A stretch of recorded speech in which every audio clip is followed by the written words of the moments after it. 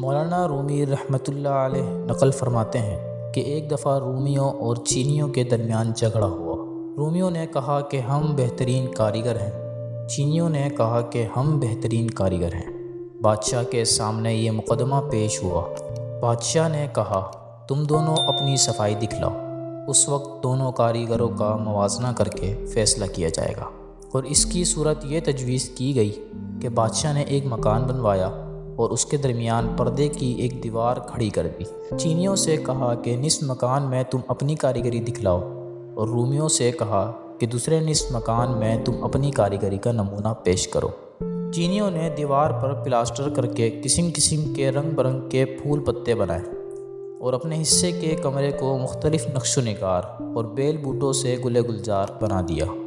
ادھر رومیوں نے دیوار پر پلاسٹر کر کے ایک بھی پھول پتا نہ بنایا اور نہ ہی کوئی رنگ لگایا، بلکہ دیوار کے پلاسٹر کو سیکل یعنی چمکانا شروع کر دیا اور اتنا شفاف اور چمکدار کر دیا کہ اس میں آئینے کی طرح صورت نظر آنے لگے۔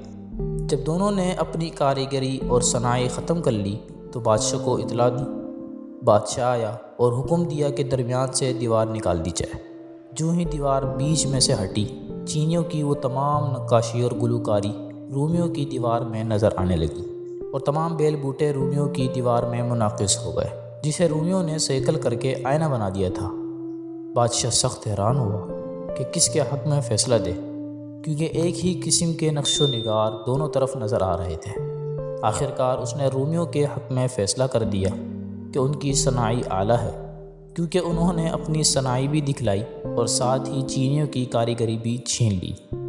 مولانا روم نے اس قصے کو نقل کر کے بطور نصیحت فرمایا ہے کہ اے عزیز، تو اپنے دل پر رومیوں کی صناعی جاری کر، یعنی اپنے قلب کو ریاضت و مجاہدے سے مانچ کر اتنا صاف کر لے کہ تجھے گھر بیٹھے ہی دنیا کے سارے نقش و نگار اپنے دل میں نظر آنے لگیں۔